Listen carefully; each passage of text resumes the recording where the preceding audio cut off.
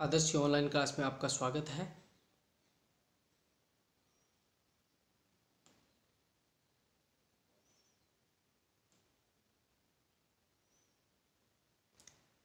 देखिए, हमने पढ़ लिया था लॉरेंस ट्रांसफॉर्मेशन। पढ़ेंगे हम गैलीलियन ट्रांसफॉर्मेशन की चर्चा हमने कर ली है। और गैलीलियन ट्रांसफॉर्मेशन पढ़ते समय हमारे मन में ये प्रश्न आया होगा कि गतिशील निर्देश तंत्र का वेग किस कोटि का होना चाहिए। हमने ऐसे लिखा था ना कि एस डैश निर्देश तंत्र के सापेक्ष एक्स अक्ष की धन दिशा में v वेग से गतिशील होता है। उस v का मान कितना होना चाहिए, ये प्रश्न हमारे मन में आया होगा। क्या वेग का परिमाण अधिकतम संभव वेग प्रकाश के वेग के तुल्य लिया जा सकता है, यानी वेग का मान v इज लगभग c के बराबर हो सकता है क्या ऐसी घटनाएं अत्यल्प समय में घटती है, उनके लिए गैलीलियन ट्रांसफॉर्मेशन की सार्थकता हो सकती है। ऐसे हमारे प्रश्न मन में आए हैं। इन सभी तथ्यों का अध्ययन करने के लिए विभिन्न प्रयोग किए गए। इन सभी प्रयोगों से एक मत उभर कर आया कि किसी आकाश में घटित होने वाली घटना को यदि दो अलग अलग निर्देश तंत्रों जिनका सापेक्ष वेग प्रकाश के वेग की कोटि का हो, अगर उनमें प्रेक्षित किया जाए तो उनका काल है वो अलग अलग होता है, यानी उनका टाइम क्या होगा, अलग अलग होगा। दूसरे शब्दों में हम ये कह सकते हैं कि अधिक वेग से गतिशील निर्देश तंत्र में आकाश व काल का अर्थ स्थिर निर्देश तंत्र की तुलना में अलग होता है। ये स्वाभाविक रूप से हम जानते हैं। माइकलसन और मोरले, इन्होंने इनसे संबंधित एक बहुत ही अच्छा प्रयोग किया था। इस प्रयोग को हम पढ़ेंगे। ये पूरा का पूरा प्रयोग हमारे डिटेल में भी लगता है। माइकलसन मोरले, ये वैज्ञानिक के नाम हैं दोनों, माइकलसन और मोरले। इनके प्रयोग का सबसे महत्वपूर्ण बेस्ट रिजल्ट ये था कि सभी जड़त्वीय निर्देश तंत्रों में निर्वात में प्रकाश का वेग स्थिर रहता है। ये निर्यात शब्द है, यहाँ पे आप निर्वात पढ़ना। निर्वात आप परिचित हो, ये क्या है, निर्वात है। दूसरे शब्दों में प्रकाश के वेग का मान प्रेक्षक की गति पर निर्भर नहीं करता तथा यह सभी जड़त्वीय निर्देश तंत्रों में इसका मान क्या होता है, स्थिर रहता है।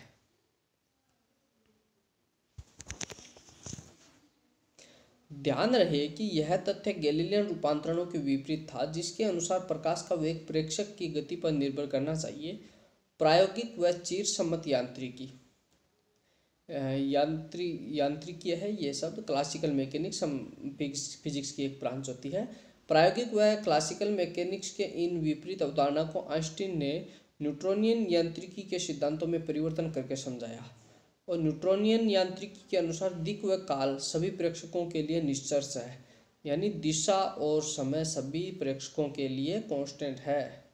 जबकि इस तथ्य के विपरीत आइंस्टीन के सिद्धांत, जिसे विशिष्ट असापेक्षिकता के सिद्धांत के नाम से जाना जाता है, इसके अनुसार दिक् व काल दोनों ही परिवर्तनशील है।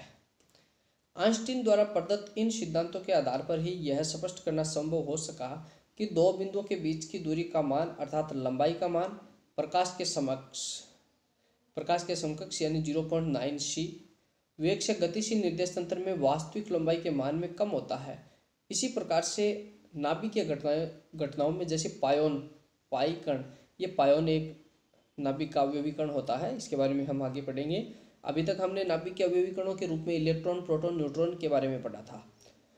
जैसे पायोन कण के लिए यह पाया गया कि इस कण की औसत आयुकाल का मान प्रयोगशाला में प्रेक्षित मान से अलग प्राप्त होता है। इस घटना को भी सापेक्षता के सिद्धांत के आधार पर समझाया गया। ये जो ऊपर वाला है ना कि लंबाई के मान प्रकाश के समकक्ष, ऐसे ये लिखा हुआ है ना, लंबाई के मान में कम होता है, इसे कहते हैं लंबाई संकुचन। इसका हम लंबाई संकुचन या लंबाई आकुंचन वाले टॉपिक में पढ़ेंगे।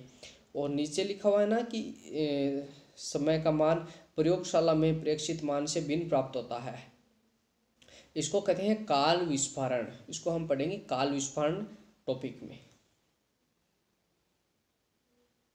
देखिए, सापेक्षिकता का विशिष्ट सिद्धांत, आप हेडिंग लगाइए, सापेक्षिकता का विशिष्ट सिद्धांत, स्पेशल थ्योरी ऑफ रिलेटिविटी। पहले हम सापेक्षता के विशिष्ट सिद्धांत की आवश्यकता क्यों पड़ी, जब गैलीलियन ट्रांसफॉर्मेशन इक्वेशन है वो असफल हुए। वो असफल कब हुए थे उनको पढ़ेंगे। उनके असफलता के कारण क्या थे, उनके फेलियर की कारण क्या है गैलीलियन ट्रांसफॉर्मेशन के।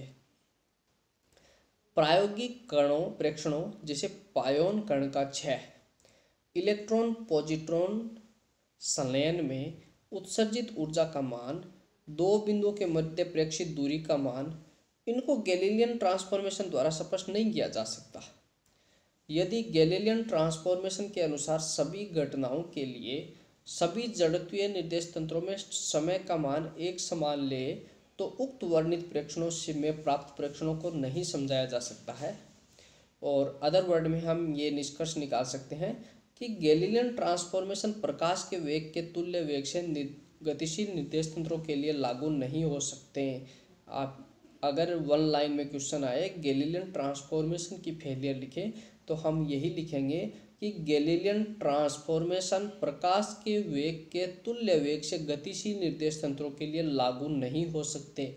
या हम ऐसे कह सकते हैं सिंपल लैंग्वेज में कि गैलीलियन ट्रांसफॉर्मेशन है वो उन निर्देश तंत्रों में लागू नहीं हो सकते जिनके लिए वेग का मान लगभग c के बराबर है। यानी उन निर्देश तंत्रों में वेग का मान प्रकाश के वेग के लगभग तुल्य है या बराबर है, ऐसे निर्देश तंत्रों में गैलीलियन ट्रांसफॉर्मेशन लागू नहीं होता है।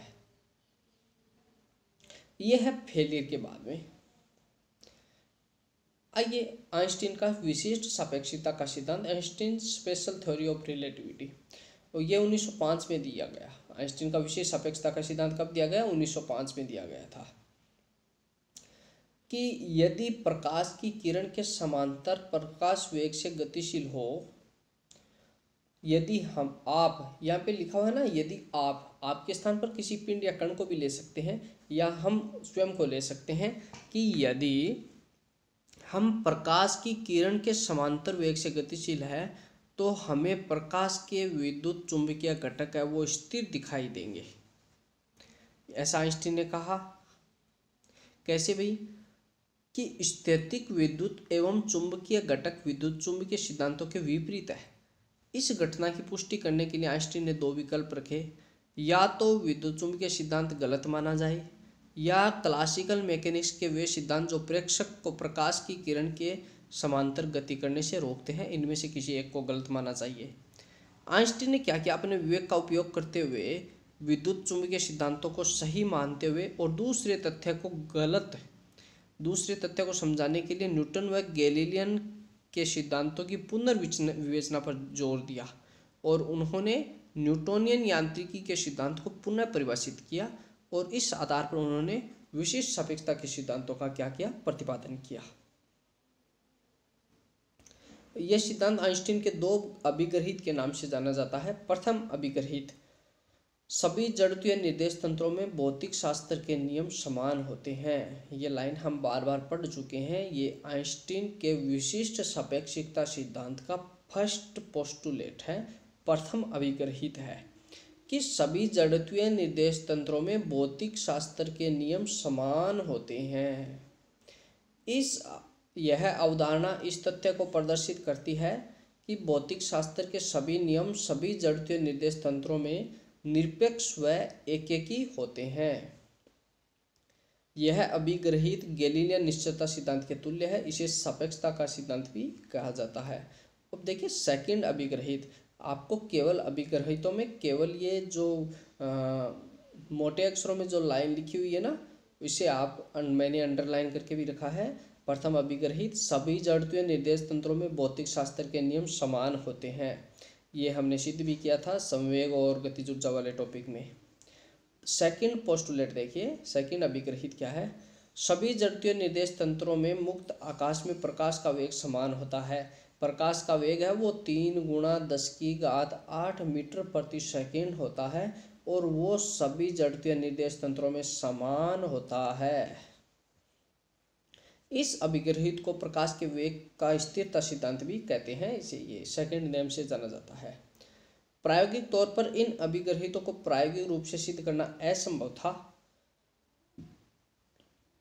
कालांतर में जैसे जैसे समय बीतता गया, उच्च ऊर्जा कण त्वरकों की खोज के पश्चात इन अभिग्रहितों की पुष्टि प्रायोगिक तौर पर संभव हो गई। इन दोनों अभिग्रहितों का संयुक्त निष्कर्ष इस प्रकार लिख सकते हैं। यदि हम दोनों अभिग्रहितों को वन लाइन में लिखें तो उसको हम ऐसे कह सकते हैं, किसी भी कण को प्रकाश के वेग के तुल्य वेग से त्वरित नहीं किया जा सकता, चाहे उसकी ऊर्जा कितनी भी क्यों न हो। यानी कोई भी कण है, उस कण को प्रकाश के वेग के बराबर वेग से हम उसको त्वरित नहीं कर सकते या उसको हम गति नहीं करवा सकते, चाहे उसकी ऊर्जा कुछ भी क्यों न हो। देखिए यहाँ पर ध्यान रखना ये है कि ये निष्कर्ष है वो क्लासिकल मैकेनिक्स के सिद्धांत से अलग है।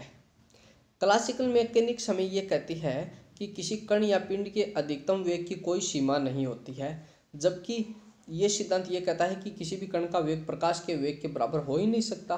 क्लासिकल मैकेनिक्स कहती है कि किसी भी कण का वेग कुछ अधिकतम वेग कुछ भी हो सकता है, इसकी कोई लिमिट ही नहीं है।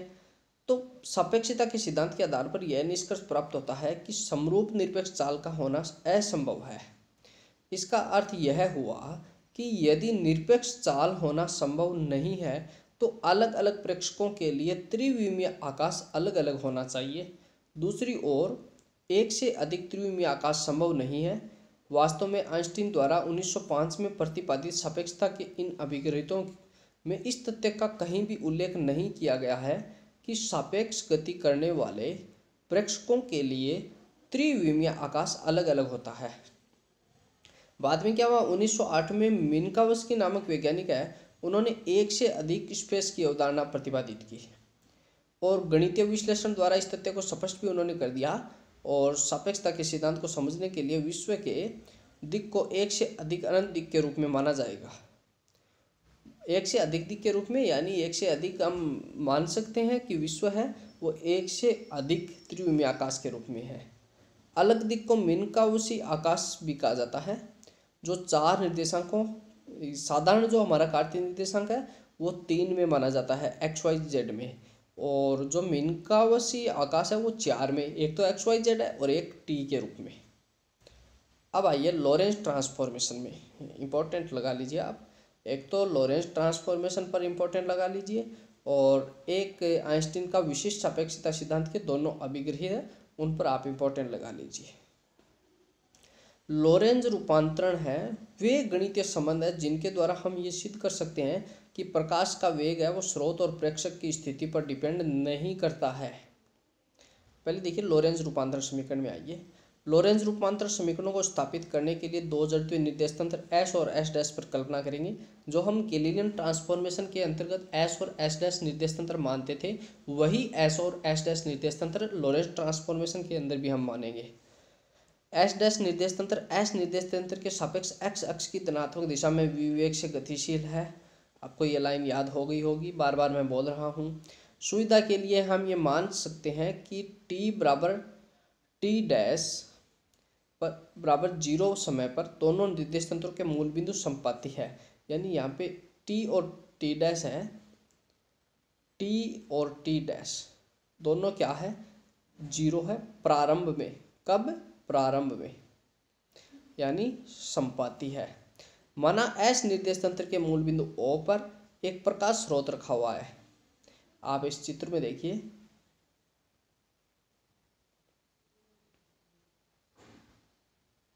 इस चित्र में लिखा हुआ नहीं है, हम लिख देते हैं। ये तो S निर्देश तंत्र है और ये आगे वाला S' निर्देश तंत्र है। S निर्देश तंत्र का मूल बिंदु O है, S' निर्देश तंत्र का O' है।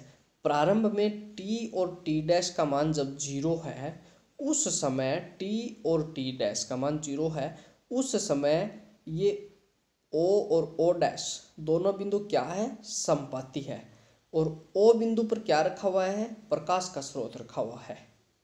और ये कोई प्रेक्षण बिंदु P है, उसके निर्देशांक है S निर्देश तंत्र के अंतर्गत उसके निर्देशांक है XYZ और T, और S' निर्देश तंत्र के उसके निर्देशांक है X', Y', Z' और T'।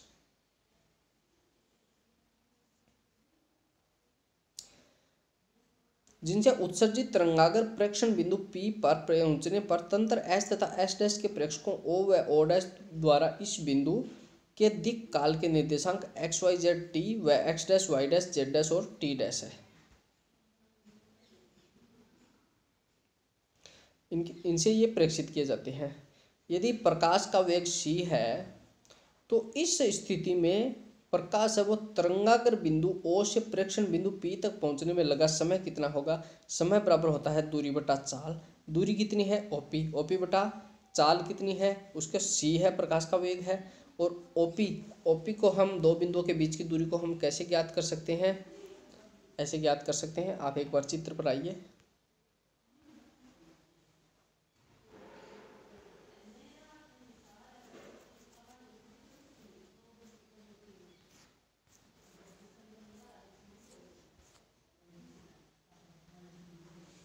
आप आइए इस चित्र पे देखिए।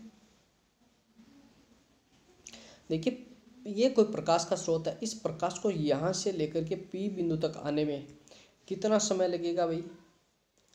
वो समय क्या होता है, दूरी बटा चाल। दूरी कितनी है O से लेकर के P, दूरी बटा चाल कितनी है c। अब ये O से लेकर के P दो बिंदुओं के बीच की दूरी है। O एक मूल बिंदु है, इसके निर्देशांक हम 0,0,0 मान सकते हैं। और दो बिंदुओं के बीच की दूरी हम पढ़कर आए हैं √x2 - x1 का whole square plus y2 - y1 का whole square plus z2 - z1 का whole square. x2 y2 z2 के मान है xyz और x1 y1 z1 के मान है 0 0 0। तो हमारे पास ऑल वैल्यू आ जाएगी √x² plus y² plus z², ये वैल्यू आ जाएगी।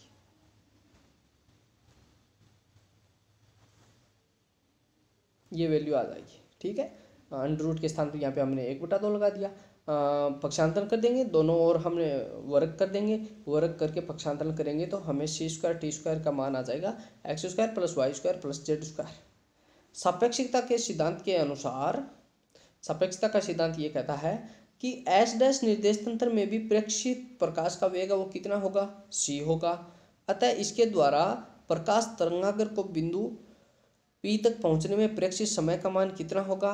अब हम चित्र से वापस चित्र पर आइए। हम चित्र से ज्ञात कर सकते हैं, एस डैश निर्देश तंत्र में भी ज्ञात कर सकते हैं। जिस प्रकार हमने एस निर्देश तंत्र में ज्ञात किया है उसी प्रकार हम एस डैश निर्देश तंत्र में भी ज्ञात कर सकते हैं। अब हम एस डैश निर्देश तंत्र की बात कर रहे हैं तो हम कोऑर्डिनेट काम में लेंगे x dash Y dash Z dash और टी डैश, ये कोऑर्डिनेट हम काम में लेंगे।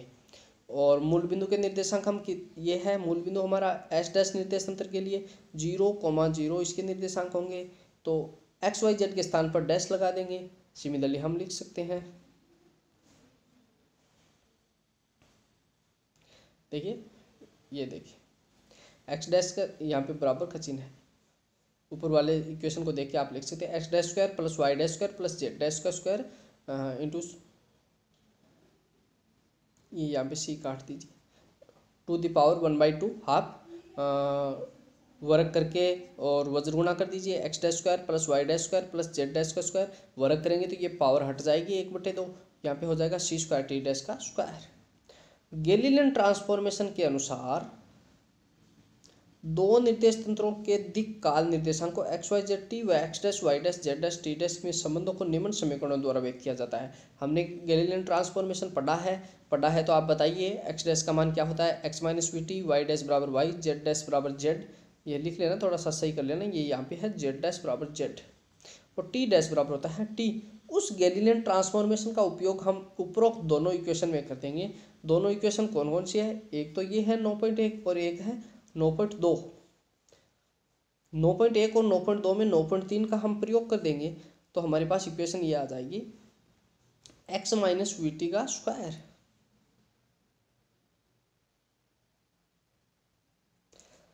देखिए 9.1 में एक्स स्क्वायर है,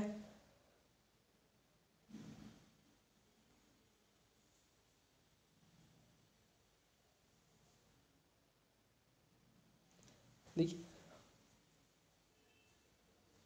इक्वेशन नंबर 9.2 में आई है, एक्स डैश का स्क्वायर है, उसके स्थान पर हम लिख दिए एक्स माइनस वी टी का स्क्वायर। वाई डैश का स्क्वायर के स्थान पर हम वाई स्क्वायर लिख देंगे, जेड डैश का स्क्वायर के स्थान पर हम जेड स्क्वायर लिख देंगे और सी स्क्वायर टी डैश का स्क्वायर है तो सी स्क्वायर टी डैश के स्क्वायर के स्थान पर हम टी लिख देंगे, सी स्क्वायर टी स्क्वायर। तो ये a माइनस बी का होल स्क्वायर फॉर्मूले से लिख देंगे, A square plus B square minus 2ab formula लगा देंगे, plus Y square plus Z square बराबर हो जाएगा सी स्क्वायर टी स्क्वायर। अब इस 9.4 की हम 9.1 से तुलना करेंगे, तो इसकी तुलना करने पर हमें क्या प्राप्त होगा कि दोनों समीकरण वो समरूप नहीं है। यानी समीकरण 9.4 में समीकरण 9.1 की तुलना में एक पद एक्स्ट्रा आ रहा है। आप 9.1 और 9.4 को दोनों को एक साथ देखेंगे, 9.1 और ये है 9.4, दोनों को एक साथ देखेंगे तो 9.4 में एक पद एक्स्ट्रा आ रहा है। कौन सा? -2xvt plus v square t square, ये पद क्या है? एक्स्ट्रा पद आ रहा है। तो यहाँ पर क्या गैलीलियन रूपांतरण सही नहीं हो सकते। गैलीलियन ट्रांसफॉर्मेशन के अनुसार दोनों क्या होने चाहिए? सेम होने चाहिए। तो इसलिए नए रूपांतरणों का स्वरूप है वो इस प्रकार होना चाहिए कि वे सापेक्षिता के सिद्धांतों पर आधारित हो और जो समीकरण 9.2 9.1 में रूपांतरित कर सके। इसके अतिरिक्त v बटा सी का मान 0 की ओर होना चाहिए। नए रूपांतरण समीकरण है वो गैलीलियन रूपांतरणों के प्रारूप को प्राप्त कर ले, और इन रूपांतरणों का प्रारूप है वो गणितीय दृष्टि से रेखीय होना चाहिए। वहाँ यह स्पष्ट होना चाहिए कि इक्वेशन 9 में यदि t बराबर टी डैश हम ले लें तो वह इस पद को निरस्त नहीं करेगा। कौन से पद को? जो एक्स्ट्रा पद आ रहा है।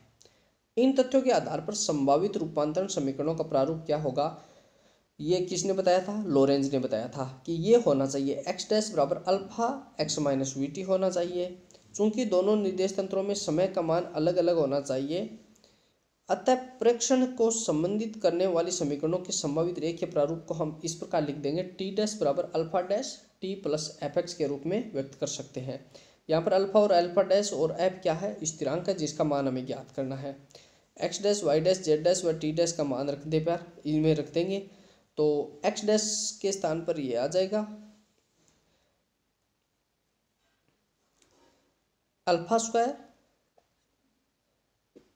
एक्स डैश के स्क्वायर कर देंगे तो alpha square X minus we T का square plus Y square plus Z square बराबर हो जाएगा C square T dash square था, वहाँ पे C square alpha dash square T plus F X का स्क्वायर कर देंगे। जो ही हम इस इक्वेशन को खोलेंगे हमारे पास ये इक्वेशन प्राप्त हो जाएगी। यानी फॉर्मूले को हमने a माइनस बी का होल स्क्वायर और यहाँ पे a प्लस बी का होल स्क्वायर दोनों को क्या किया है? अप्लाई कर दिया है। ये हो जाएगा x square alpha square plus F square alpha dash का square into c square, multiply कर देंगे हम। सिमिलरली एक्स स्क्वायर को हम क्या ले लेंगे? कॉमन ले लेंगे। -2xt को कॉमन लेंगे, ब्रैकेट में ये बचेगा plus Y square plus Z square हम कॉमन लेंगे, तो हमारे पास ये बचेगा alpha dash square minus alpha dash square v square बटा सी square into c square t square. Equation 9.5 9.1 के तुल्य होनी चाहिए, और ये तभी तुल्य हो सकती है जब एक्स स्क्वायर के गुणा में जो भी पद है उसका मान 1 हो और 2xt के गुणा में जो भी पद है उसका मान अल्फा हो। और ये तभी संभव है जब हम अल्फा डैश का स्क्वायर का मान क्या आ जाएगा? अल्फा डैश का square minus alpha dash square into v square बटा सी स्क्वायर, इसका मान क्या होना चाहिए? 1 होना चाहिए। और इस आधार पर जो ही हम सरल करेंगे तो अल्फा और अल्फा डैश का मान हमारे पास आएगा 1/√1 minus we square upon c square, याद रखना न्यूमेरिकल के लिए। और यहाँ पर एफ का मान कितना है? -v बटा सी स्क्वायर। अल्फा अल्फा डैश और एफ के मानों का अगर हम अनुप्रयोग करेंगे तो एक्स डैश बराबर क्या है? Alpha into x minus we T बराबर हो जाएगा x minus we T into alpha का मान रख देंगे, तो इस आधार पर हमारे पास टी डैश का मान प्राप्त हो जाएगा। टी डैश बराबर टी माइनस वी एक्स बटा सी square upon √1 minus we square बटा सी स्क्वायर। अतः जो नए रूपांतरण समीकरण है जो प्रकाश के वेग की निश्चितता के सिद्धांत को प्रतिपादित करते हैं उनको निम्न प्रकार से व्यक्त किया जा सकता है। एक्स डैश है उसका मान होगा एक्स माइनस वी टी बटा √1 माइनस वी स्क्वायर बटा सी स्क्वायर, वाई डैश बराबर वाई, जेड डैश बराबर जेड, ये लॉरेंज ट्रांसफॉर्मेशन है। टी डैश बराबर हो जाएगा टी माइनस वी एक्स बटा सी स्क्वायर बटा में √1 माइनस वी स्क्वायर बटा सी स्क्वायर। ये इक्वेशन है वो क्या है? लॉरेंज ट्रांसफॉर्मेशन की इक्वेशन है, उनको हम काम में लेते हैं। विशेष बिंदु, अगर v का मान बहुत ही छोटा है c से तो उस स्थिति में लॉरेंस ट्रांसफॉर्मेशन गैलीलियन ट्रांसफॉर्मेशन में बदल जाएगी। एक्स डैश बराबर एक्स माइनस वी टी हो जाएगा, वाई डैश बराबर वाई हो जाएगा, जेड डैश बराबर जेड हो जाएगा, टी डैश बराबर टी हो जाएगा। ये इक्वेशन किस में है? गैलीलियन ट्रांसफॉर्मेशन में। आपको छोटे प्रश्नों के लिए याद रखना चाहिए लॉरेंस ट्रांसफॉर्मेशन किन स्थितियों में गैलीलियन ट्रांसफॉर्मेशन में कन्वर्ट हो जाती है। v is less than c। इस सिचुएशन पर गैलीलियन ट्रांसफॉर्मेशन में बदल जाती है लॉरेंस ट्रांसफॉर्मेशन की इक्वेशन। लॉरेंस ट्रांसफॉर्मेशन है वो स्पेस और काल दोनों की विवेचना गैलीलियन ट्रांसफॉर्मेशन से अलग प्रकार से करती है। लॉरेंस ट्रांसफॉर्मेशन है वो दिक् और निरपेक्षता में कुछ नहीं बताती है। और इस समीकरणों में जो ये लिखा है ना, हमने पद टर्म लिखा हुआ है ना, 1/√1 minus we square upon c square, इसे कहते हैं सापेक्षिकता गुणांक और इसे गामा द्वारा हम रिप्रेजेंट करते हैं। आप छोटे प्रश्नों के लिए याद रखें सापेक्षिकता गुणांक किसे कहते हैं, इसका मान आप याद रखें। इसके बाद